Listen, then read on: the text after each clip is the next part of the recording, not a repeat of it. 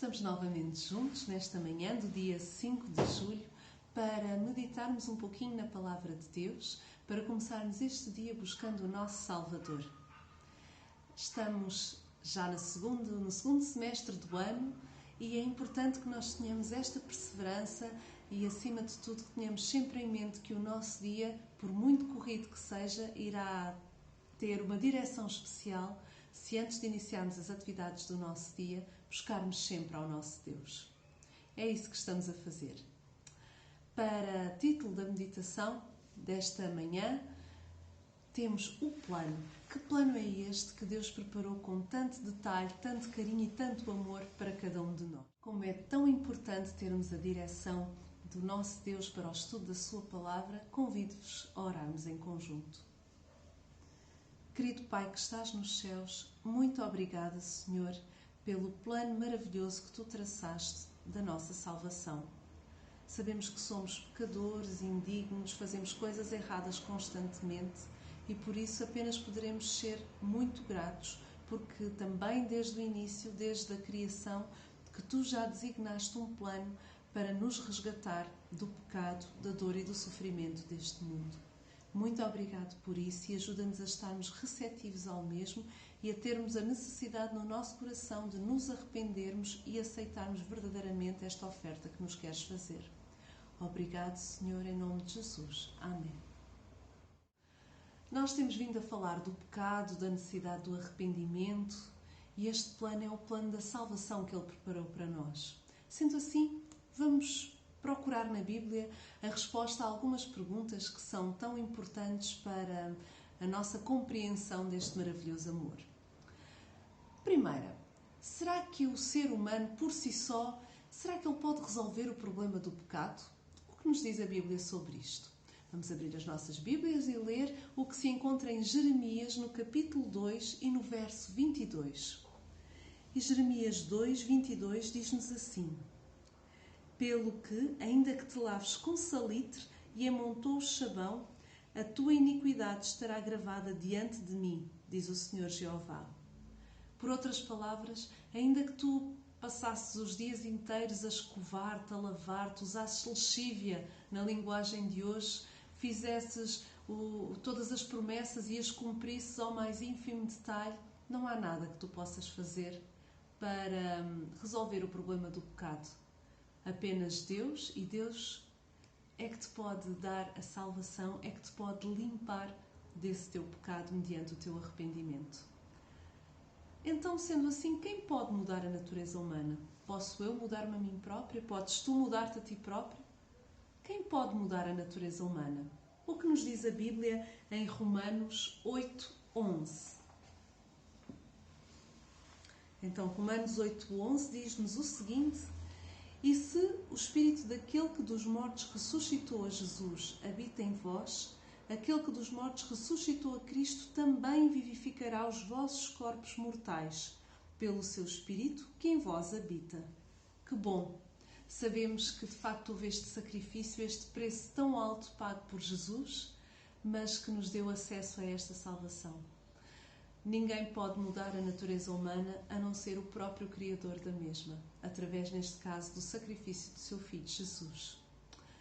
E que medida tomou Deus, que plano é que Ele estabeleceu para nos salvar? Este é um texto muito conhecido. Está em João 3,16 e diz-nos assim, talvez até o saiba de cor: Porque Deus amou o mundo de tal maneira que deu o seu Filho unigênito, para que todo aquele que nele crer não pereça, mas tenha a vida eterna. Que amor maravilhoso, que promessa maravilhosa encontramos aqui na Bíblia. Deus amou-nos tanto, tanto, tanto, que não reteve o seu Filho, o seu único Filho. E através do sacrifício do mesmo, cada um de nós pode ter acesso à salvação, pode ter acesso a esse maravilhoso amor, pode ter acesso a uma vida nova, pode ter acesso à eternidade. Antes de terminarmos este pequeno momento de meditação, gostaria de ler-vos um parágrafo que se encontra no livro Nisto Cremos, na página 134, e que nos diz a seguinte: Na vida de Cristo, de perfeita obediência à vontade de Deus, no seu sofrimento, morte e ressurreição, Deus proveu o único meio de expiação do pecado humano, de modo que os que aceitam essa expiação pela fé possam ter vida eterna e toda a criação compreenda melhor o infinito e santo amor do Criador. Essa expiação perfeita vindica a justiça da lei de Deus e a benignidade do seu caráter, pois ela não somente condena o nosso pecado, mas também garante o nosso perdão. A morte de Cristo é substituinte e expiatória, reconciliadora e transformadora. A ressurreição corpórea de Cristo proclama a vitória de Deus sobre as forças do mal e assegura a vitória final sobre o pecado e a morte para os que aceitam a expiação. Proclama a soberania de Jesus Cristo, diante do qual se dobrará todo o joelho no céu e na terra. Amém. Mediante este sacrifício tão grande, mediante estas promessas tão lindas, que resposta daremos? Aceitaremos nós este sacrifício que foi feito no nosso lugar? Aceitaremos nós o perdão, a graça e, acima de tudo, este plano maravilhoso que Deus fez para que possamos estar com Ele por toda a eternidade?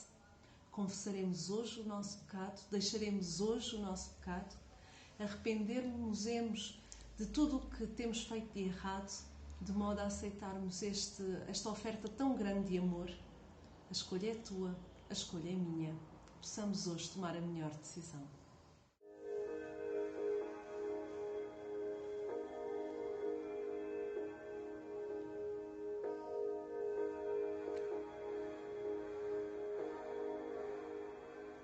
Com malfeitores morrer, por minha culpa Jesus a vida deu,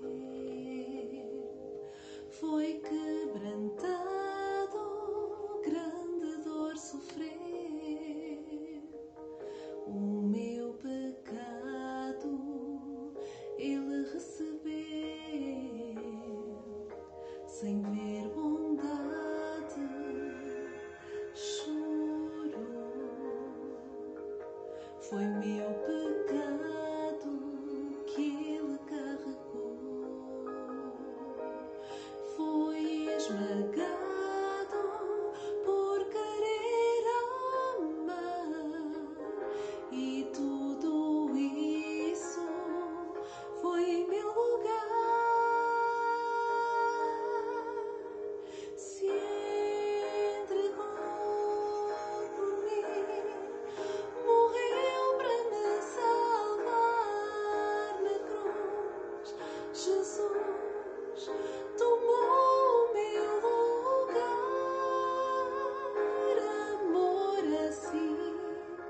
Jamais existirá. Se entregar só para me salvar, morto foi Jesus, Cordeiro de Deus, Senhor da cruz, eternamente.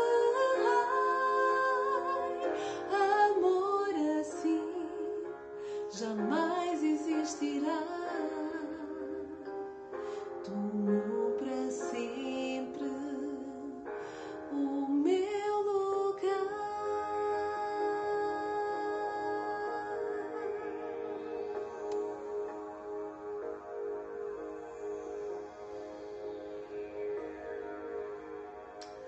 Com malfeitores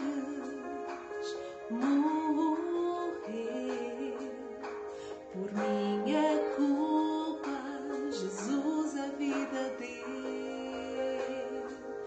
Foi quebrantado, grande dor sofreu. O meu pecado Ele recebeu. Sem